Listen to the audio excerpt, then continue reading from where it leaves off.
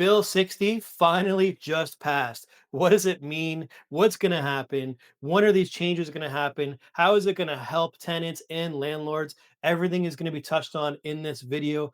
I'm also going to be talking to two different licensed paralegals just in a few moments here. They're going to give you a brief description on what the changes are and how it's going to affect tenants. And at the end of this video, I have a message directly for all the tenants who are protesting and all of the tenants who think this is a bad thing for you, because I feel this is great for tenants. I feel it's great for landlords. This is the new beginning that we can all work together. We're going to update you as things happen. We're going to be doing more videos and we're going to have content on our website. You'll be able to visit our website, olhgroup.ca, and see everything you need to know as updates happen, as they update the forms and all the different things that are going to be happening. So make sure you check out olhgroup.ca. All right, I have Z Lu and Evan Hollis. Both of them are licensed paralegals and property managers with OLH Property Management. We're going to touch on all these headings. We're going to talk about it, and they're going to give you what they think, and we're going to break it all down right here. I'm going to toss it right to you, Evan. Let's jump into the very first heading. New limits on raising issues at rent arrears hearings. Can you tell me a little bit about this? Yeah, thanks, Paul. This just prevents tenants from raising new issues at L1 hearings. The LTB is going to provide guidelines on how advance notice can be given to landlords. And without following this, landlords will no or tenants will no longer be able to raise new issues at the hearing. Even if advance notice is given, tenants will still not be allowed to raise new issues at the hearing if 50% of their owed arrears are not paid up. So this really helps uh, landlords prevent tenants from withholding rent for utilities and other things like that. That's powerful. That's really great. And Z, I know you do hearings every single day. You even had a hearing today. Let's get your take on this. How often does this actually happen at hearings?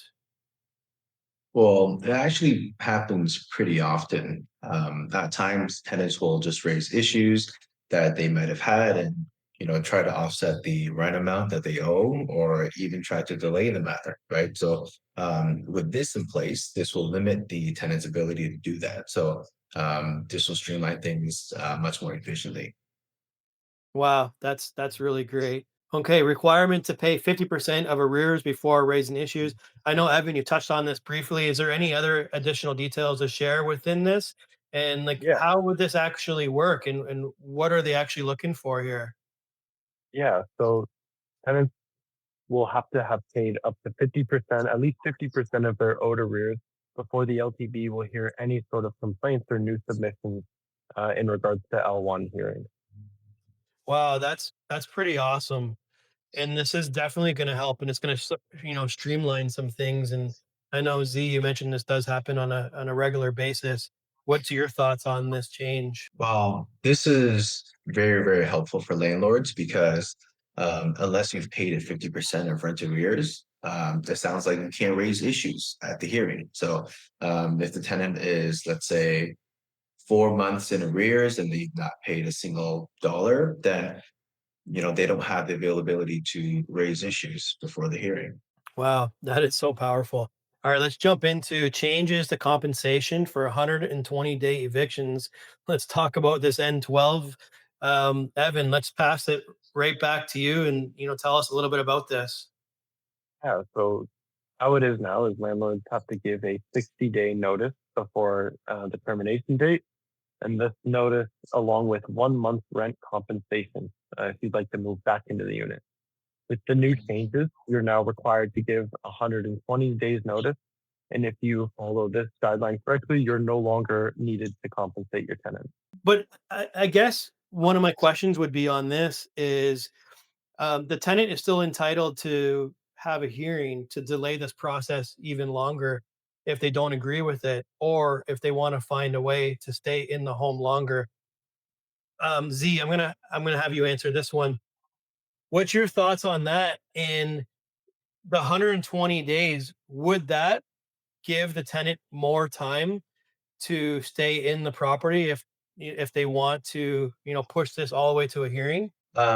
So this is more so designed, I would say, For landlords who want to occupy their own home, but does not have sufficient funds to pay the tenant 1 month rent commission. So in exchange, an extension time for the tenant to find an alternative.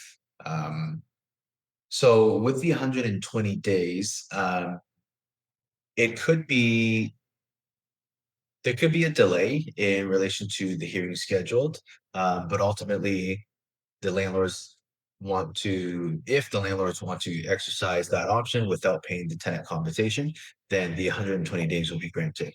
But in the interim, if the landlords want to give compensation and maybe if they're require the rental unit in an urgent manner, then they can proceed with the 60 days and provide the tenant 1 month rent compensation. I see. Okay. Okay. Let's jump into future limits on reviews of LTB decisions. Evan, can you tell us a little bit about this one? Yeah. So in the current situation, most oftentimes tenants request a review, um, despite having no real grounds to request a review. It's currently used more as a delay tactic than it is anything else. With the new regulations, the government will now have a stricter criteria when deciding whether or not to hear a review. So this is really helpful for landlords because now the tenant can't just file for reviews without merits. This is in relation to delays for the LTV matter because sometimes either party can just file a review and the LTV is required to consider that. So if more strict guidelines are implemented for reviews, then this can definitely help the process and to limit unnecessary delays. Okay, so yeah, the next heading, shorter timeline to request a review. So they want to shorten it down to 15 days. Z, I'm going to let you talk about this one just briefly, okay? This is really beneficial for landlords and tenants for both sides because sometimes you get an LTB order in a very fast manner within a week or two. And essentially, if you're a landlord looking for eviction, the tenant has to vacate on or before that date. And if the tenant doesn't vacate, then you can file the order with the sheriff's office. However, with the 30-day in place, sometimes landlords will file the order prior to the 30 days and the tenant still has an option to file for a review. Limiting it down to 15 days, this can really, really benefit the process because it minimizes that possibility and unnecessary delays. Yeah, so talking about the sheriffs, I know Z, we had a handful of this just happened recently. So what's changed between before this Bill 60 has passed and how long we wait where we can file a sheriff as to now moving forward? How is this process going to be quicker? That's a good question. So, a standard order is 11 days.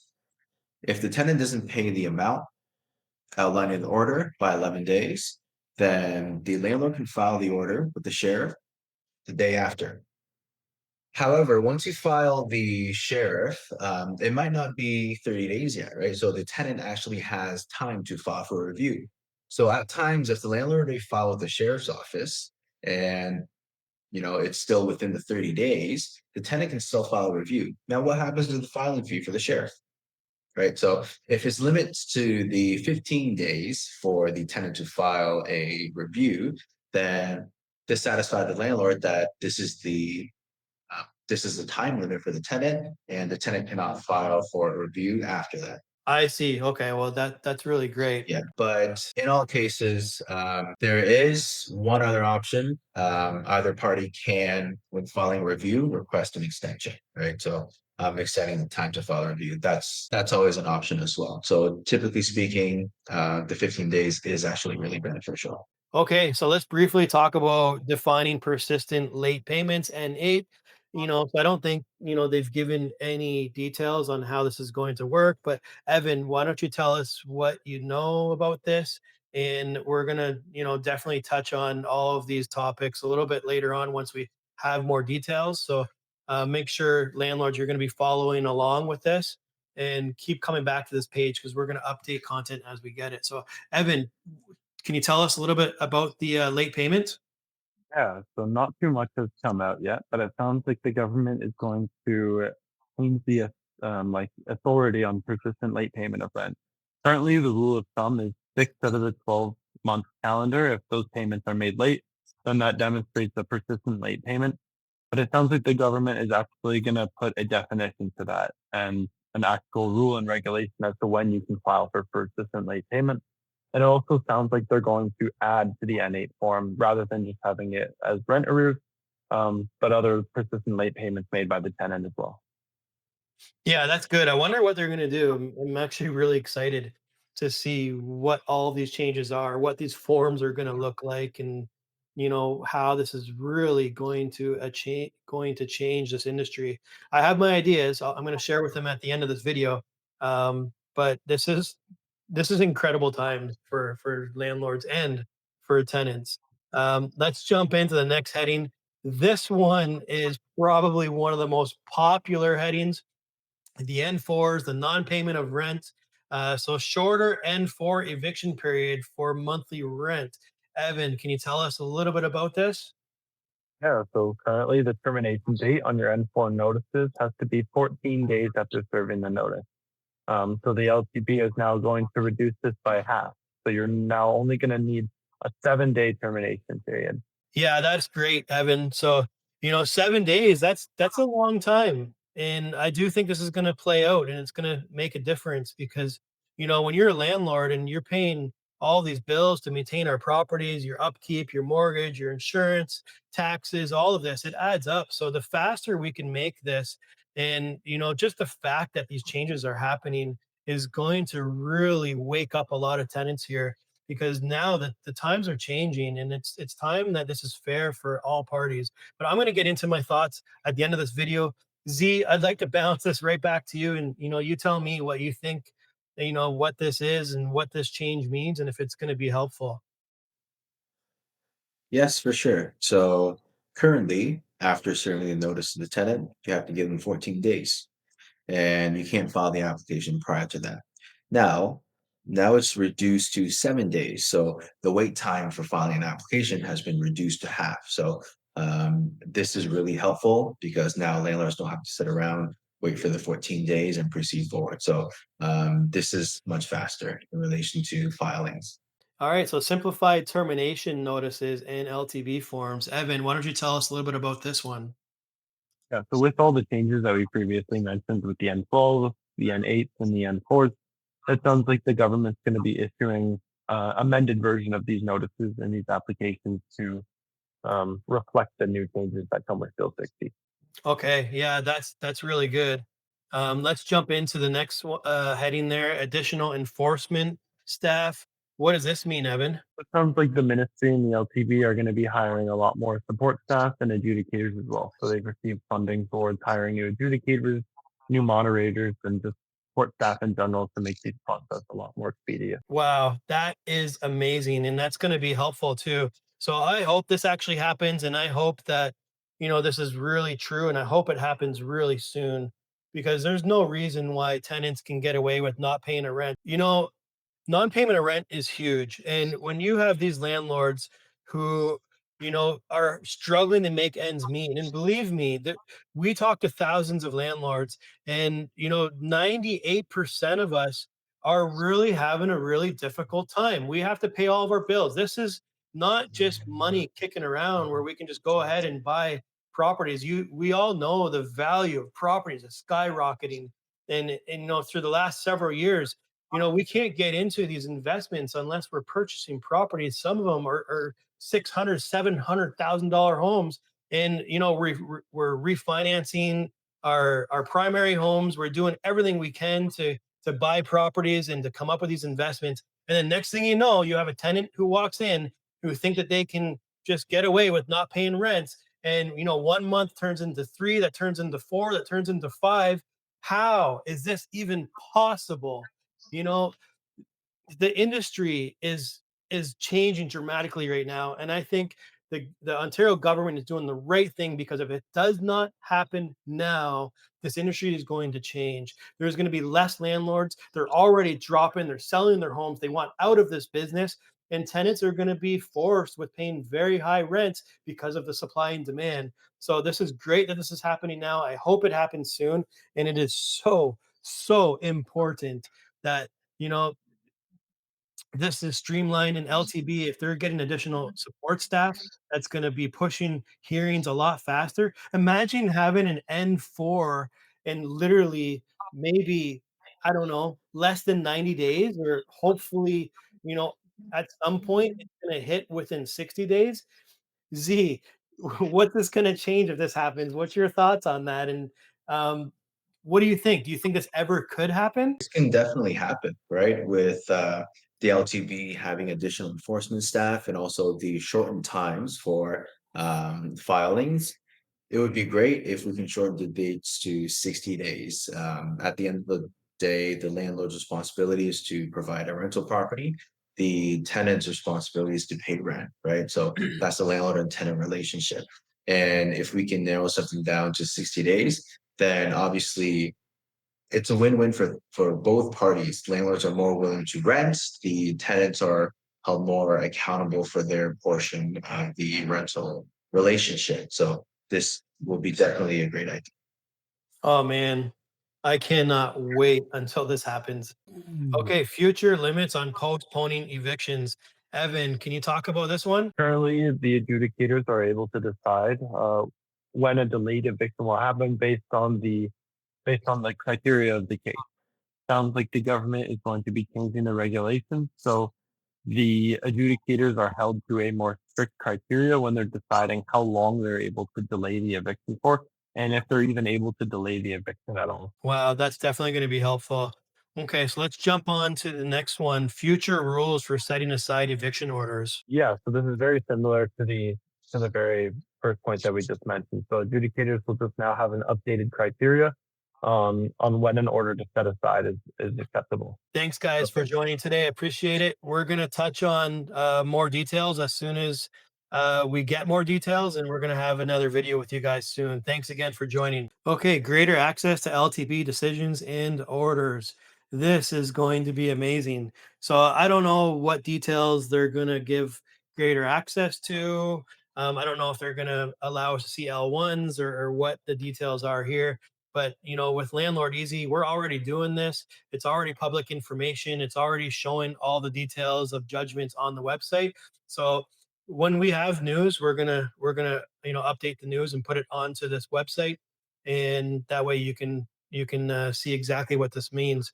But yeah, with Landlord Easy, we're already doing this. We're already making judgments public, and we're already giving landlords a way where they can see what tenants have judgments against them, and it's making your screening process so much easier, especially if you're doing credit checks directly through Landlord Easy, because it's linked to the database.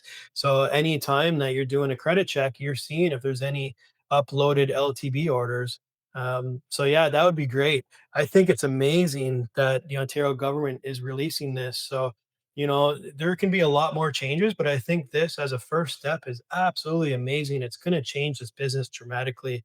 Um, so if you follow my videos, you've seen it so many times, where I mentioned that there's a complete division between tenants and landlords, and there shouldn't be. We're divided. And even if you look at the protests that just happened, it's incredible. Like, I just don't get it. I don't understand the protests. I don't understand these tenant groups and how they think that this is going to be helping this industry. I just don't get it. Let's just watch this for a minute, okay?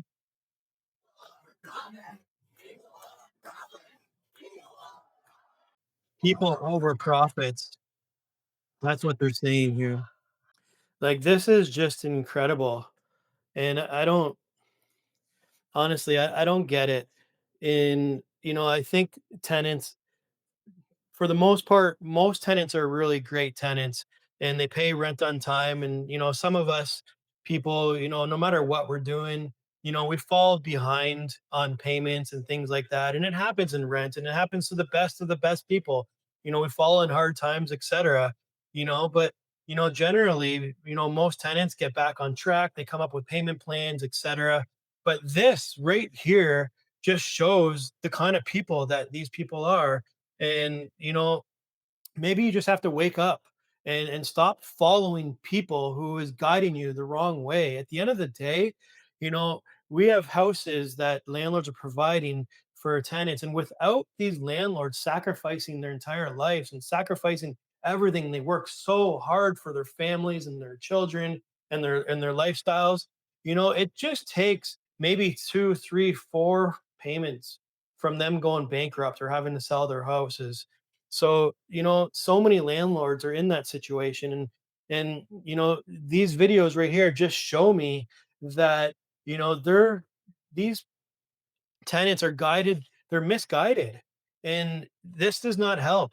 What is going to help is changes like right now and what's happening with these changes with Bill 60, because we need tenants and landlords to work together. We need both parties to work together. What I see here in this picture is tenants, and maybe I'm wrong, but this is just what I see, and it's my thoughts on what I see here. As I see people who are trying to take advantage of the system, and maybe these are tenants, maybe they're homeowners. I don't know who they are. I am not sure, but I'm just going over with what I see and what I'm hearing in these protests.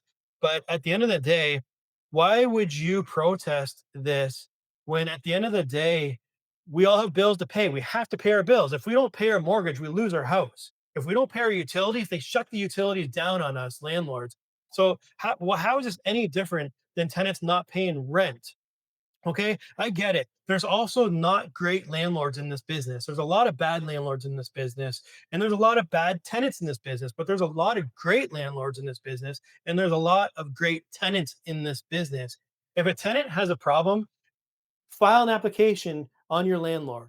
You can do that, but don't join groups like this and think that this is helping. And a lot of tenants who listen to their friends and said, "Don't pay rent, ride the system, stay there as long as you can." Well, guess what? You just took advice from people who don't have any clue of what is going on, because at the end of the day, you ended up getting a judgment against you. Now your information is public. Good luck going to get credit. Good luck finding another landlord who's going to want to rent to you. Good luck getting a job, because employers are now Googling the names and they're checking places like Landlord Easy to see if these tenants are bad tenants and to see if they have not paid rent. Good luck. So, honestly, tenants, if you're watching this and if this is you who's protesting, stop. Stop following it. Stop following people who's misguiding you, because at the end of the day, what's going to work is landlords and tenants working together. Because if this does not change, mark my words, it's already happening. I've been seeing it for many, many, many months, where landlords want out of the business, they want to sell off. What happens? What happens the day that every single landlord says, "I don't want to be in this business no more, I'm done"? What happens? Well, I'll tell you exactly what's going to happen. There's going to be less supply for these properties. There's not going to be enough rentals in the marketplace. Landlords are going to be dropping out of this business. They're not going to want it no more. It's going to be hard to find landlords in this business. So, anyways, that's where we're at with this video. I think this is a great step. I think it's going to help this industry. And just final message for these tenants who are here protesting and following people who are against landlords and against all these landlords buying properties and maintaining their properties and having this as an investment. Stop. Stop. It's not helping, and it's making everything worse. At the end of the day, we need to work together, and it's what is going to work. So that's my message. I hopefully this helps. We're going to be updating more details soon. As soon as we get more information, we're going to be dropping it on the website. So thanks for watching, everybody. I appreciate it, and happy landlording.